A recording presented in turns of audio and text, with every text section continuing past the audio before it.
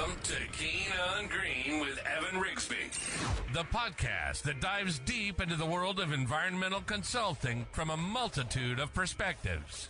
Join your host, Evan Rigsby, as he explores the intricate challenges and innovative solutions within the environmental sector. Hey everybody, welcome to the very first episode of 2026 of Keen on Green, episode 11. I am very, very excited to welcome my friend Sebastian on. Sebastian Rodriguez comes from a different perspective where we've had a lot of consultants on the show and they've done consulting all their life. What's interesting is that Sebastian comes from a decade from the EPA side. And he joined on the consulting end, and he's working with the group over at WSP and the good folks over there. I asked him to hop onto this episode to really share some of his experiences. He's worked all over the U.S., including Honolulu with some of the wildfires. We'll definitely tap into that a little bit. But regardless, Sebastian, thanks for being on today. Yeah, thanks for having me, Evan. I'm really excited to be here, talk about my experience, and weigh in a little more about the things that I've seen and done. And it's kind of funny. Outside of work, we were actually just talking about it. My fiance is Cuban. Sebastian is also Cuban. Yeah, half Cuban technically. Half Cuban. If you want to split hairs, but yeah, same with her.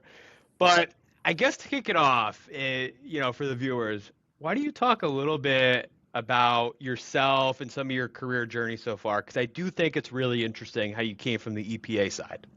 Sure. So I was really fortunate in that I started the meaningful part of my career at EPA, which I think is kind of unusual. I did a couple-month internship with the U.S. Geological Survey right after graduation, but that oftentimes doesn't even make it to my resume just because it was a seasonal position. So in late 2015, President Obama was nearing the end of his second term. And at that point, the average age of the EPA employee was, I think, in their late 50s. And President Obama determined that he wanted to get some fresh blood into the agency to try to, get ahead of this knowledge gap that was coming down the pipe really soon. So there was a recent graduates pathways hire, which was a hiring authority solely targeted at people right outside of college, which I was at the time. So I know there's a lot of talk about like how it can be hard to get in the government. I was lucky in that my graduation just happened to line up when they were trying to get new people in. So I was living down south at the time, bouncing between Florida with the USGS and Arkansas where my folks live. And I applied for this opportunity and was hired with the EPA in Boston. So in October 2015, I relocated to Boston and started working in the RCRA Corrective Action and TSCA PCB program. So directing cleanups under those two authorities. Certainly those first couple of years, I was in a much more junior role. I don't think that my name was, I was a kid right out of college, 22, right. 23. I wasn't writing meaningful comments to consultants or anything. But over my 10 years there, I became more and more senior. I ended up serving as the Massachusetts coordinator. So all RCRA sites in Massachusetts, even if they were cleaned up under the MCP, the Massachusetts Contingency Plan, kind of went through me and Mass DEP's partnership. I also did a lot of emergency response work with EPA. Just because I was at a point in my life where with 48 hours heads up, I could be across the country for 3 weeks. Oh my gosh. Yeah, so when there was that train derailment in East Palestine, Ohio, I got sent out for that. I went down to Puerto Rico after Hurricane Maria. I served as the recovery coordinator after the Maui wildfires for about 6 months. I was really blessed to have a very far-ranging number of programs that I was exposed to at EPA. So I was there for about 10 years. And would it be helpful if I kind of go into why I would went love to to, WSP? because I think a big thing, and I want to, obviously throw it back to you there, is that there are some folks that don't get that exposure. Sure. There are some folks that, maybe just see it on paper. And I'm sure you've seen folks like that too. But I think what's interesting with you is that you were actually going there. You were seeing it. You were interacting with those people. But yeah, to throw it back into, can you explain that a little bit more? Yeah, like explain what it was like being out there, Yeah, or absolutely. Absolutely. so it depended on the role in each emergency response. For like the response like Hurricane Maria, Hmm. I was mostly down there actually less as an environmental scientist and more as an interpreter. Hmm. And so I was doing a lot of interpretation work for FEMA, for EPA, Hmm. and that was a unique experience just because all of these government programs, which are primarily administered in English, Hmm. I would have to translate and interpret, and so like it kind of felt like a lot of response efforts were going through me. Okay. There was the Maui wildfires were also kind of a unique experience in that it was such a tragedy. I mean, East Palestine was a tragedy. Hurricane Maria was a tragedy. Hmm. But the Maui wildfires were the like deadliest wildfire in modern American history. Hmm. Oh, so many folks lost everything, and so there was a lot. That one was a lot more emotionally taxing. There was also the element, I think, of there are a lot of indigenous Hawaiians that lived in Lahaina, Hmm. folks who feel that they maybe have not always been treated fully fairly by the U.S. government. Hmm. The United States government and Hawaii have a long relationship. They used to be an independent country. Hmm. So there was a lot of mistrust there. Hmm. Just because you're from the government, how do I believe what you're saying? Which is understandable. Well, I think off of that too, and it's like, I think you hit a nail in the coffin there, where like outside of the technical, there is that, I think, empathy that really comes into play, Right. and it's different when you see things on paper like we are talking about versus actually being there. And, I guess kind of off of that, and I think what's interesting with you is that you're kind of juggling a lot of different relationships because you're working with the people there. Mm-hmm. I know you were interacting with consultants. You're working with other stakeholders. You're on the government side. What was it kind of like balancing all that? Like I know you talked about like you were talking with the folks and stuff, but that must have been a lot of moving parts when you were at a certain place. Oh yeah. So my day job working in RICRA and PCB cleanups was a mainly scientific role, Hmm. as is my role now at WSP USA. Like, how many samples do we need? What do we need to analyze them for? Like, is there sufficient characterization? All of that kind of stuff. Hmm. Emergency response work is, I would say, probably a lot more relationship building and trust Hmm. building than it is necessarily science. Certainly, I'll keep using Maui as an example because it was my longest deployment and also my most recent. Hmm. There was certainly an environmental aspect to that. There were the drinking water systems were impacted. There was a lot of hazardous material in the ash that needed to be addressed correctly. So there was certainly an environmental component there, which is why, as a scientist, I was there. Hmm. But there was a lot more like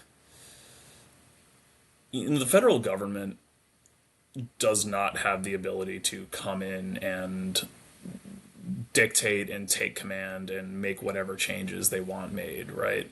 Like in an emergency response work, the way that FEMA is set up, and I was on loan to FEMA. It's a whole complicated thing, which we would need more than a half hour to explain. Totally get it. Totally get it. But most of the way that FEMA operates is really in partnership with local communities and with the county, with the public, and so you would get people that would ask questions like, why isn't this happening? And the real answer is because like you can't make it happen. It has to come, run up the chain, go through the county. Funding has to be approved. Congress has to vote for appropriations for it. But folks, who have been impacted by a very serious tragedy, are wondering like, why can't I rebuild my house yet? The answer is because we need to clean up the ash, and then we need to clean up, and then we need to assess the drinking water system, and then the county needs to do building permits, and there needs to be material shipped onto the site, and like then how do we prioritize who gets permits first? I think that's a great point, though. And I can't tell you how many, even on the consulting side, where I've talked with folks and they're like, especially in the public outreach jobs, when you're in the front facing, a lot of times it's, as you're pointing out, it's not just the technical. It's, and it's like you have these stakeholders, the people who live there and are affected by it. And it's like, these people aren't educated in that. These people, don't understand that, and kind of what you're talking about, your job is to kind of show them that and kind of be like, hey, here's the plan we can roll out. But it sounds like that's not always the easiest job. No, I mean, they weren't educated nor should they be. I mean, very few people understand like how FEMA emergency funding works, like how, like I had to learn a lot of that on the job too. It is not always the easiest system. The bureaucracy worked, but it takes time, and that was a learning process for everyone. So other than Maui, and I think it was so interesting hearing about it, are there other kind of projects, that kind of come to mind that were pretty notable for your career that maybe you really enjoyed doing, or, outside of Maui, anything that kind of comes to mind? Yeah, there are a couple. For some of these, I think I look back on them more fondly in hindsight than they were at the time. There was one, it was a former defense manufacturing facility. They made tanks and airplanes for the war in World War II. Really? Yeah, no, it was super, super cool. History nerd. Yeah. Okay, well they made the Corsairs and the Abrams tanks. No way. Okay. Yeah. And this facility had kind of been decommissioned. Okay. There was no active manufacturing there. And there was some significant. So at this point, I was with EPA. There was a redeveloper who was really interested in renovating the entire property. It was about 80 acres, so fairly large, and turning it into a park and warehousing facility. And they didn't tell me this as a regulator, but I imagine probably making some profit off of that. Right. People don't just do this kind of stuff because they're nice. Come on, just for the good of heart, Well, that's yeah. Not this one. But there was a lot of concern about PCBs and building materials. There were approximately, I think, like 30 buildings on this site. It was a very large complex. And the amount of PCB characterization work and redevelopment, and then there was a separate redevelopment that the Army Corps was doing to address PCBs and tidal flats. It was a massive, massive project. I think upwards of like $100 million. Oh my gosh! Connecticut Deep was very involved because it was PCBs. EPA was very involved. There was also a lot of political will behind this. Okay. So the municipality was involved. There was a lot of back and forth between the regulators and the developer and the U.S. Army Corps on just exactly how we were going to structure this cleanup to get it done in a manner protective of human health and the environment, but also in a quick enough manner like where it could happen concurrently with redevelopment. Okay. We didn't want this to be a 10-year cleanup before, like they kind of wanted to be redeveloping at the same time as they were cleaning up, which makes sense. The sooner you redevelop, the sooner you can start getting a return on your investment. And so for those who are maybe a little bit more junior, because there are some folks even in high school that watch this podcast, what are Sure. PCBs just from a high level perspective for those who don't know? Sure. So polychlorinated biphenyls, they are a chemical that was manufactured from the 1930s until they were banned in the early 1970s. So PCBs are one of those very useful chemicals that had about 1 million applications, and that we later found out are probably a suspected carcinogen, and they're pretty widespread. You would see them a lot in transformer oils, Ooh, but you would also see them a lot with building materials such as window caulking and paint. okay. They're very durable. They don't break down easily, which is part of why they're not great for the environment. Oh boy. But you could mix it into a bucket of paint. You used to be able to go to the store and get PCB oil, and you could dump it into your paint or dump it into your caulk bucket and mix it up together, and it would make your paint a lot more durable. It would make your caulk a lot more durable. So in old buildings, particularly the 40s to the 60s, very often you'll see PCBs in the building materials. Not fun stuff. No, Not not at fun all. stuff. And but no, I can imagine though, you go back to that time period and everybody was using it. Oh yeah, And I mean, to go back to World War II, they were putting right. DDT. Like I've heard like DDT might have won us the war because the soldiers fighting in the Pacific with the mosquitoes. It Yeah. worked. Those chemicals that are now banned worked very well. Oh, absolutely. And well, I think I'll kind of jump forward a little bit Yeah, then. please. So I thought, kind of where we started here, you took a lot of that knowledge and then transitioned to consulting. And, and can you talk a little bit about that transition? Because I'm sure there were so many elements of like everything we're talking with that kind of helped with that. Oh, definitely. The remediation field is half governed by science and half governed by the way that the laws are written. Hmm. And the laws don't, there are so many different ways that contamination can appear in the environment. There are so many different types of contaminants out there that it is hard to write for any state Congress or federal Congress to write cleanup regulations that are going to capture everything, right? Right. And very often cleanups have to happen a certain way because that's the way that the law says it does. Hmm. PCBs, for example, the most common way to address them is under the Toxic Substances Control Act. And the big way that people do that is through something called the self-implementing plan, which is required by law that you take samples every 5 feet, at least when you're doing like verification sampling. So Hmm. that is just the way that the law is written. And as a regulator, I would get plans that would come across my desk, and they would be proposed verification samples every 8 feet or every 11 feet. Oh, And really? yeah, and which is not unreasonable. That's not to say that they were trying to get away with anything. It's just like that's what they Right. thought was appropriate.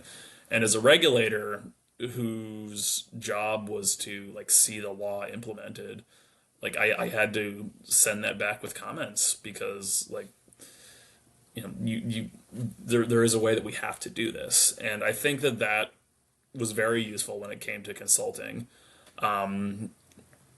when my colleagues would say like, why does it have to be this way? And I would just have to explain like, because it just Yeah, is.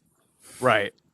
Well, I think too, and and I'm sure you get this a lot. Like, there's probably a lot of misconceptions that from both sides, and Yeah. I think it'd be good to address anything from your experience where it's like you've seen both sides, you lived both sides that you think sometimes gets misconstrued that it's like not in actuality. You know what I mean?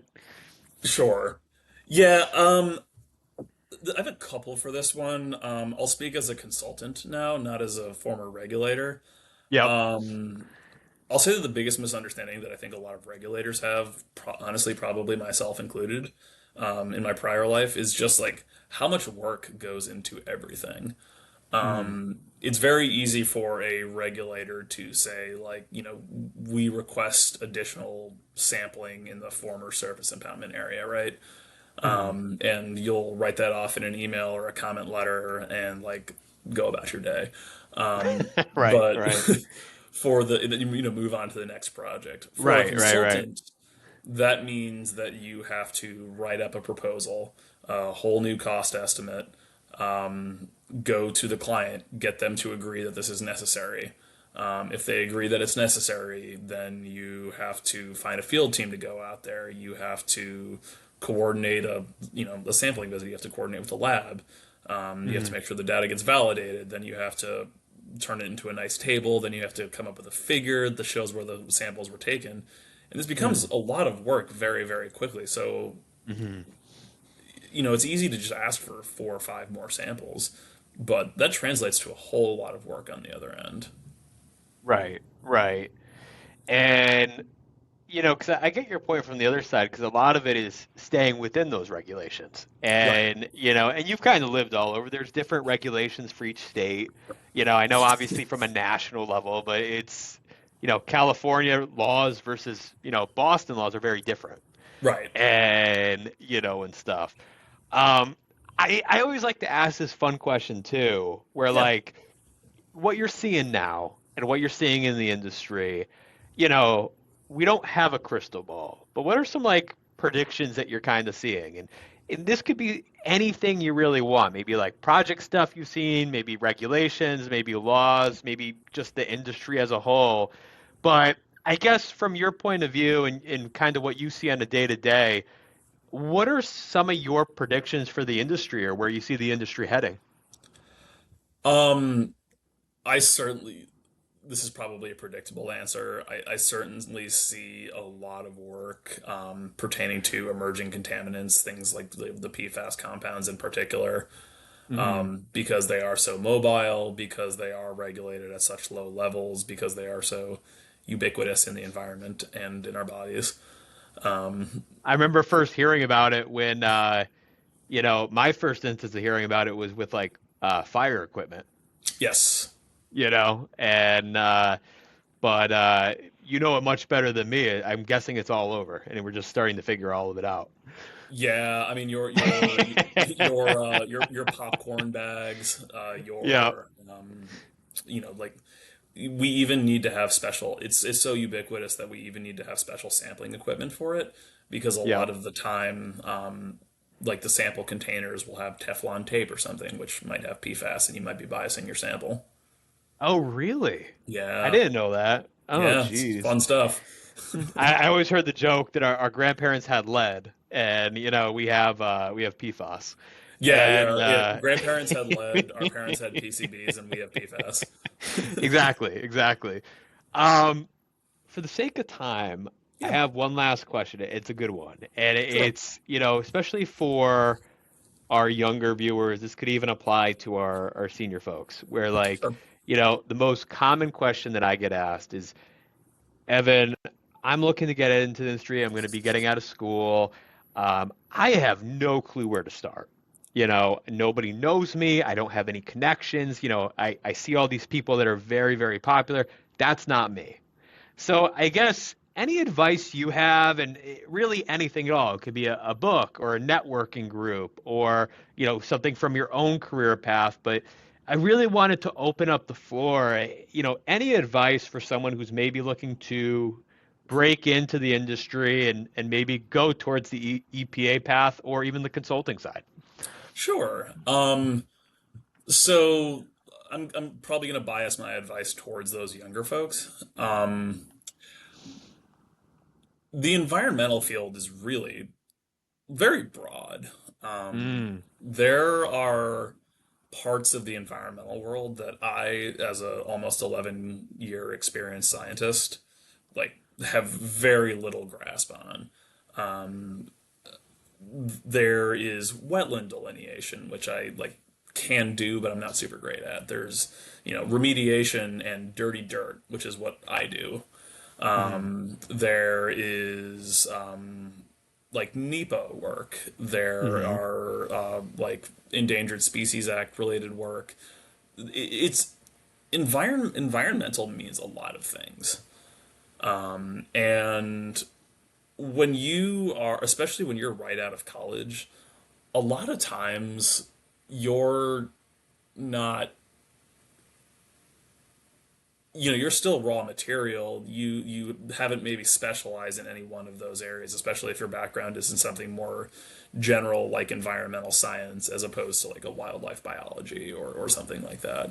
And Mm-hmm. I would really advise not not turning down opportunities that aren't immediately interesting to you, Mm-hmm. or more so that aren't like exactly what you thought that you were going to do. Especially Mm-hmm. if you're considering environmental consulting, where there is so much work to be done. A lot of firms, my firm at least, they like as long as a client is willing to, have me on a project, I Mm-hmm. get to work on a lot of different things.